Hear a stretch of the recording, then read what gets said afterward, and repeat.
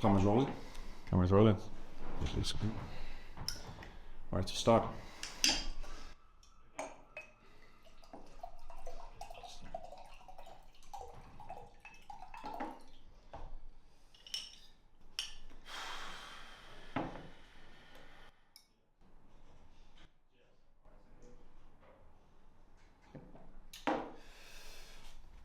So, Edgefield Road. That's where it all began. That's where I grew up. My name's James Taylor, and I was born 30th of November 2001. I have two sisters, and grew up in Whitchurch, Edgefield Road in Bristol.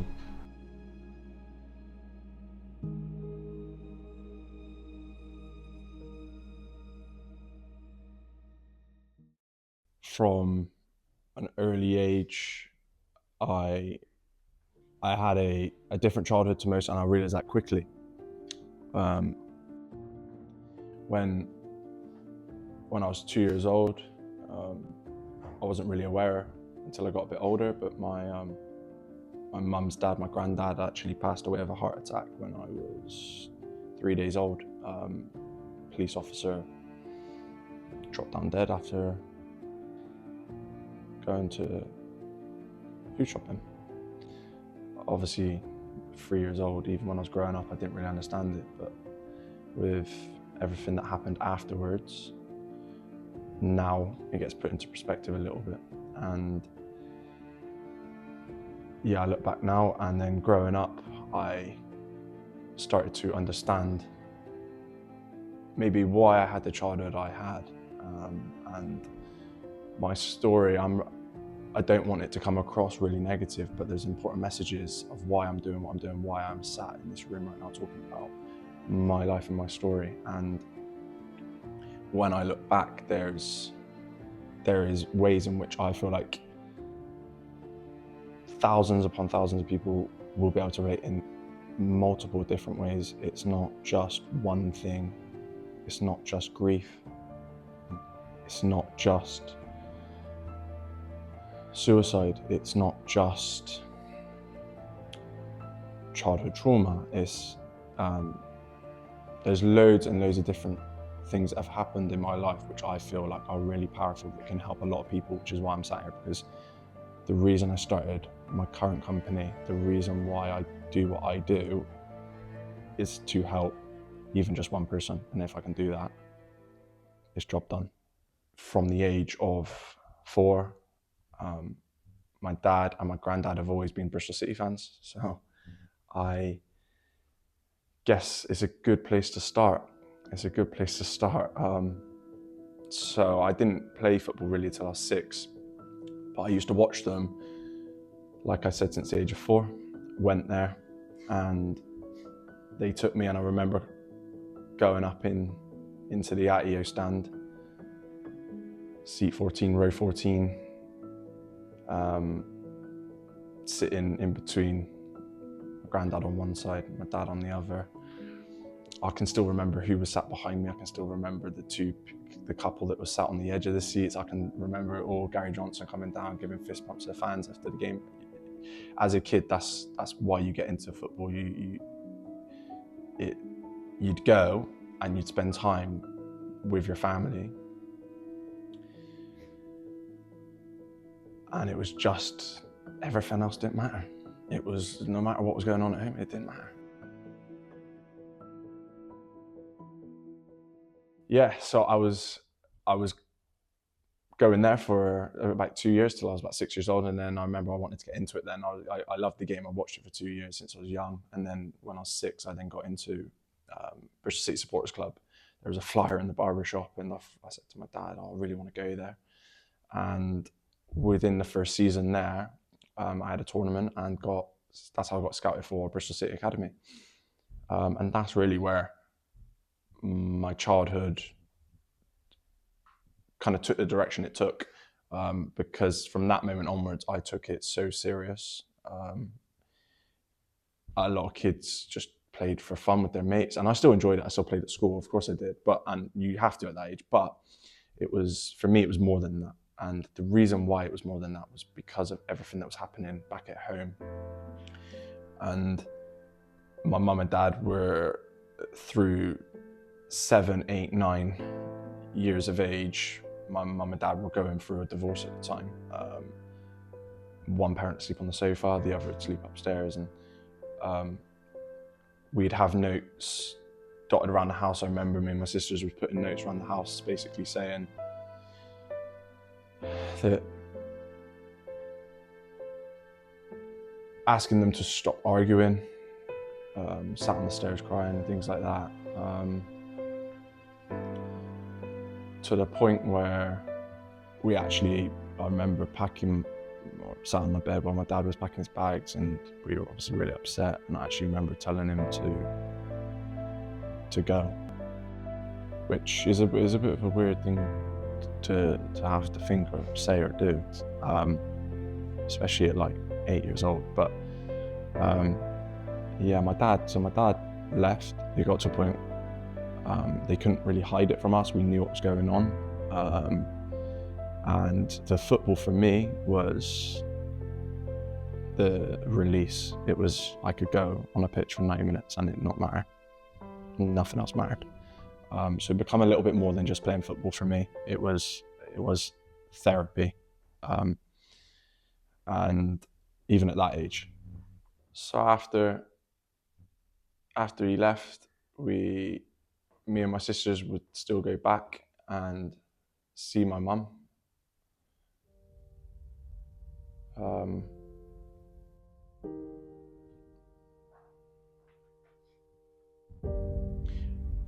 And unfortunately, mine and my mum's relationship was fractured. It become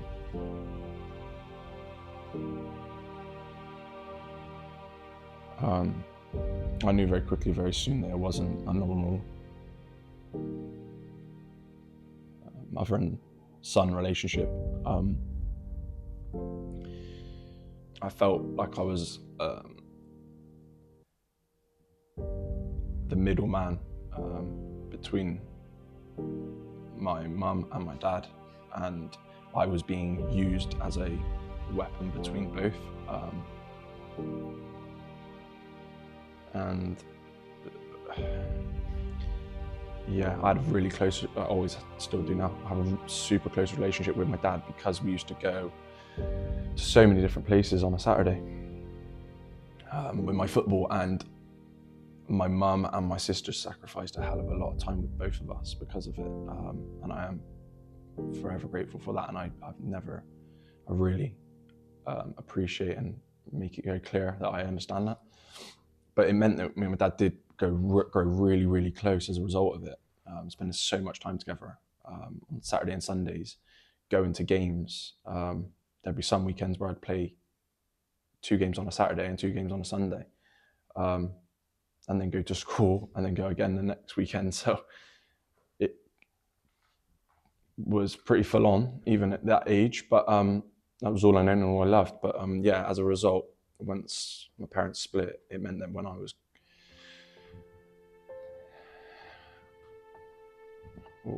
going back,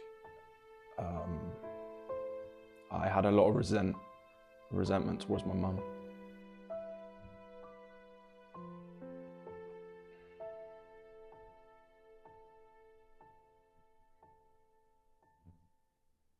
So around that age, I would be going to Chepstow, Cardiff, Bristol City, and Bristol City Supporters. And Bristol City Supporters was where it first started for me at that age of 6. But I remember so there were the 4 teams I was playing, and it was Bristol City and Bristol City Supporters and Bristol City Academy that I would play on a Saturday, and then my dad would take me across the bridge to Cardiff and Chepstow to play on the Sundays. Yeah, we spent, me and my dad, we spent a lot of time together, a lot of time. I don't know how we done it. There'd be times where I'd neck a whole pack of we used to buy a 4-pack of Lucasides, and I would just neck every single one just to get energy, absolute sugar rush central, but I was just going off of pure sugar at that point. But um, there's some really nice memories, you know, going to see some really nice places with my dad for football.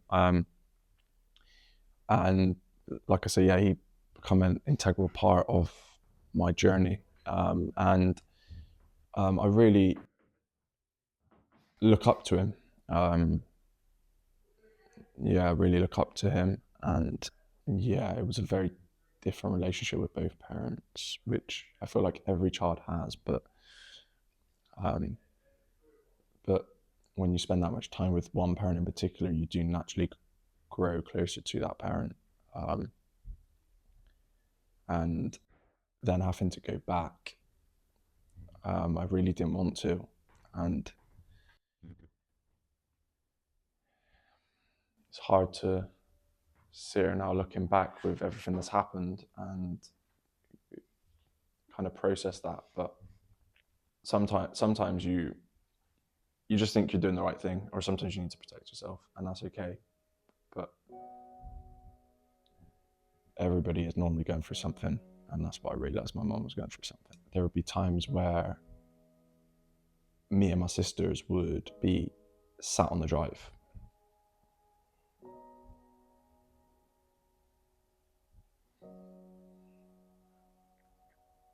not being allowed in the house. Didn't want to see us on Mother's Day. I remember once I wanted to speak to my dad because I missed him.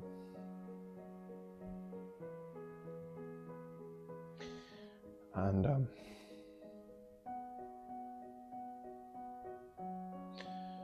she refused, told me I'd never see my dad ever again.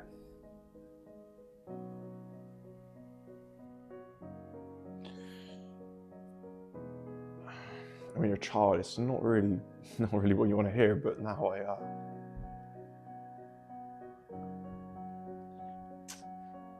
I understand her side. When you're 9, you don't understand. You just want to see whichever parent you want to see, because that's the one you gravitate towards. But she was just trying to hold on. Right. You know, she was so worried about losing all of us that it kind of pushed us even further away. But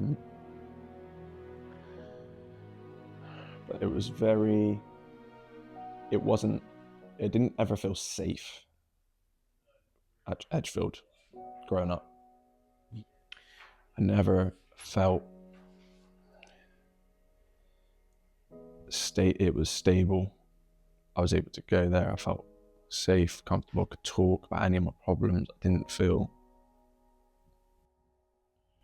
I felt vulnerable. I remember there were times where I used to be threatened to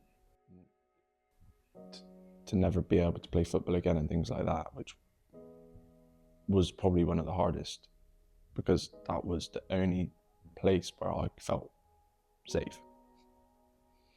Because I never really had a home, which was hard, because I think, you know, both parents probably did try their best to provide that, but it's really hard if your dad's moving about all the time. Or my home at Edgefield, there's people coming in and out, never know what's going on. Constantly felt like I was on edge and being screamed and shouted at. I didn't, even as a kid, constantly. Around the age of 9, I remember it was going on for a few years where I was still coming and going, seeing my mum, not seeing my mum. My dad would make us, or not make us, it sounds bad, but my dad would encourage me, especially because I was the one really who didn't really want to go back, to still see my mum and have that relationship. He really made that clear. But I was adamant from a young age, really, that I was like, I never want to see her. I never ever want to see her again. So from about the age of 10 it was, I remember it was coming up to Christmas, and still had a relationship with my mum at the time. It was very fractured at this point now. Um, and things were said on the phone between myself, my mum, and my mum towards my sisters, and I remember getting really angry. And it was whilst we were at my dad's house, and I remember saying, I told her to go to hell and die, and felt really bad. And it sounds really, people say that, people say it, you go to hell and die. It's not that deep. It's not that deep. Sometimes kids can react and say that stuff. Do you know what I mean? But like I said, sat here now, looking back, I realise that's the type of thing that will creep in every now and again. I think. I wish I didn't say that. So we went back for Christmas Eve. I got her present still, and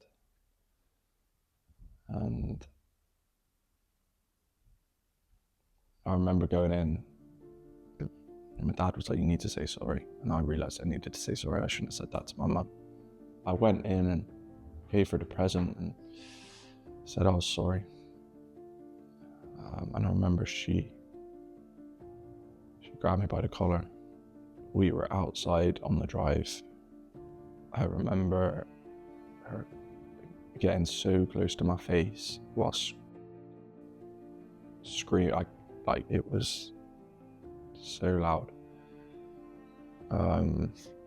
That to the point where I remember neighbours were actually coming out of their house on Christmas Eve to see what the hell was going on. And she was literally like screaming in my face. And then my stepdad technically, and her partner he came outside. My sister was like hysterically crying. And my dad was sat in the car waiting because I intended to go in, give her a present, say sorry. And then I was going to see her a couple of days after. My dad came across and was obviously not happy, irate. There was a massive shouting, screaming match.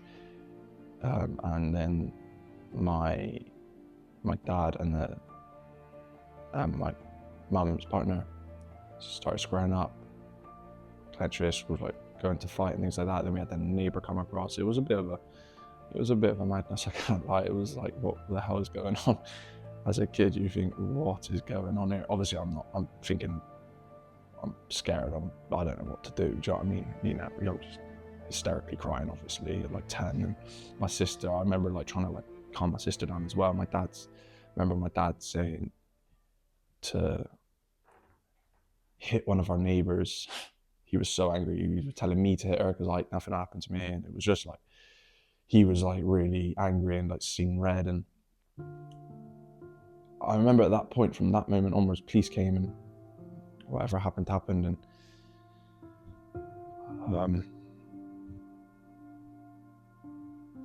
I remember from that point onwards, though, I made a very clear statement, which was I would never ever see my mum ever again after that. And that's a decision that a 10-year-old never expects to say or make or has to make. It's a decision which, if there's kids out there who have traumatic experiences with their parents, or there's parents out there who know they have a similar relationship or a fractured relationship with their kids, understand that all the kid wants is just love and to feel heard and to feel safe, really. It's all I wanted anyway. To not be afraid to get help, to not be afraid to speak, is two of the most important things I think I learned from that. So from that point onwards, I lived with my dad, made it very clear. Grew up through the academy. There was a big turning point. Teachers noticed a big difference in my behaviour at school.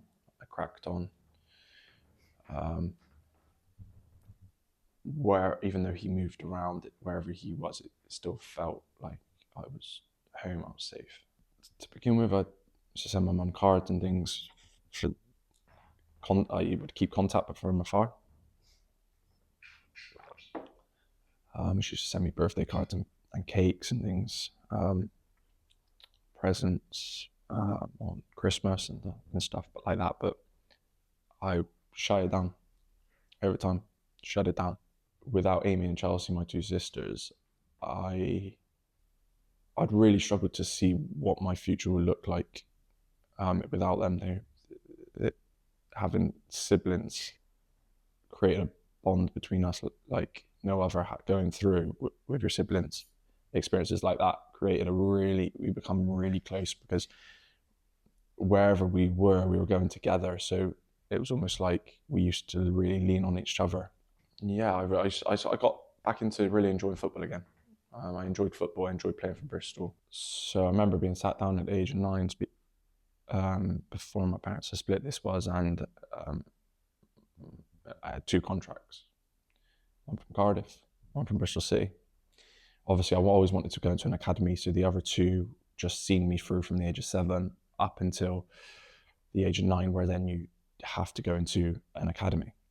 I remember knowing it was a big decision, but kind of like just trusting whatever it was I picked, you know. And I had lots of mates at Bristol.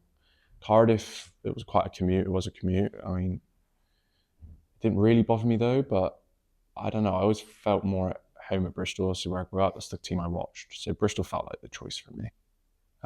It deep down in my heart. I've met and made some amazing friends and people there, so throughout my time there. But yeah, it was a tough decision, but I remember picking Bristol. Went with Bristol at the age of 9. And do I regret picking Bristol over Cardiff? No, not one bit.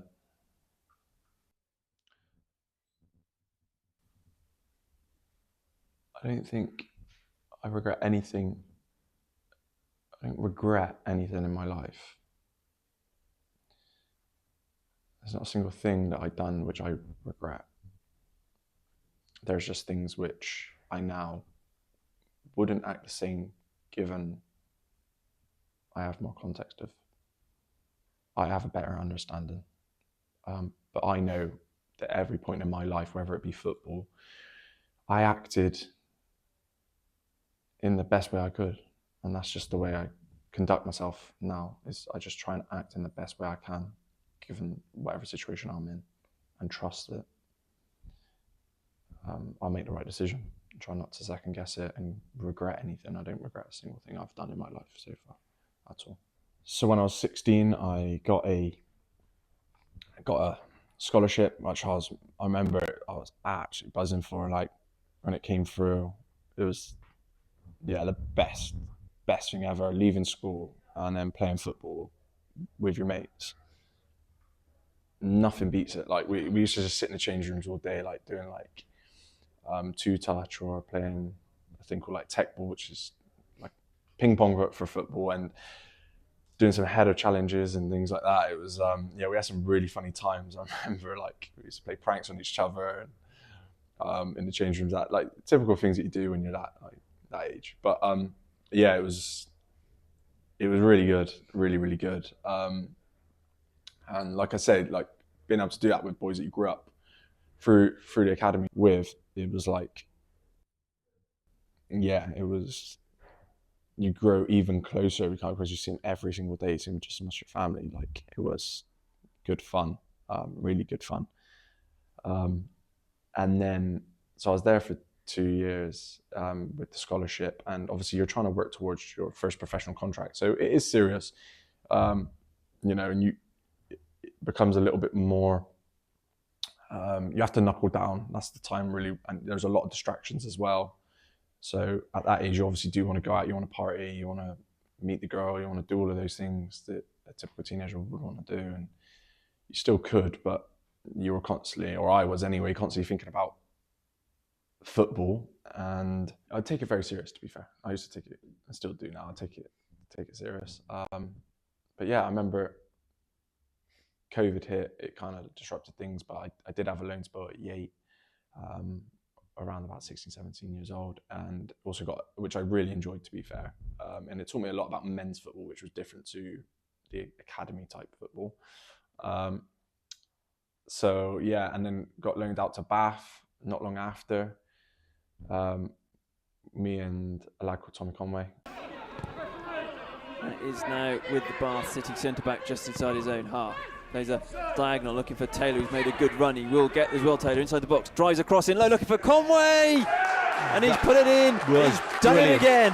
That was brilliant. Jack Batten, such a fantastic ball out to the right. I mean, that was absolutely a defence-splitting pass out to Taylor, who then crossed it, and Tommy Conway there does the business again, and that is just the response that City wanted. I had a couple of injuries here or there, which kind of disrupted it, but when I was playing for Bath as well, I really enjoyed that. But it was a little bit, Bath was a bit different because of COVID. It made it feel a little bit weird and false because there's no fans, and I knew how big a club even someone like Bath is, but it was weird playing in front of nobody, and then got disrupted because of COVID. We can no longer play. And then coming back, I then took it even more serious. I really realised then, okay, this is really what I want to do now, and I need to knuckle down. And from then on, really, my full focus was football, which I was lucky enough to receive my first professional contract at Bristol City, which was really, as a kid, that's what you want. That was the goal, to play professional football. It was all I wanted to do. So to get that contract was sick, like such an unreal feeling. Like, yeah. I know quite a lot of my mates got one as well, to be fair, so it was even nicer. It was even sweeter, the fact it wasn't like only a few of us, quite a few of us got one. And so at that point, I then started to train with like the 23s and get in with the first team. You start being around the first team a lot more, even as a scholar, but especially when you then get a pro. So things were going well. Things were going really well. Yeah, was enjoying it. Loved the challenges. Training with the first team was like, I used to get so nervous. Like, I used to get so nervous going into like the training and things like that. I was like, I really wanted to impress. I really wanted to do well. And I learned a lot about myself as a character, but also just like the standard, playing with those players was, you would bounce ideas and see how certain players would play. So it was really good. I enjoyed it, and was lucky enough to get a few pre-season games with the first team, and train with the first team regular, and then get loaned out to Cheltenham. So I remember they were saying about they wanted experience, trying to get experience in the bank for me. So I went out to Cheltenham, which I was really happy about, to be fair. They were League One at the time in which I went to them. And the former manager was a player who I used to watch when I was literally a young boy growing up, which was even weirder. Getting managed by a player in which you watched was a bit of a full circle and a special moment for me. But he helped me a lot. He guided me a lot. He knew I was young and I was still a new fish in water, so I wasn't sure quite what that looked like, being in the first team setup. And at Bristol, you'd have everything done for you. So even at Cheltenham, it was still slightly different. They would still do things for you, and you'd have your lunch cooked for you and things like that. But it was still really useful to get in that different. It was in a different environment, and playing for 3 points is a lot different to any academy football that I've ever played. So, I learned a lot in my experience there, but unfortunately, it wasn't long until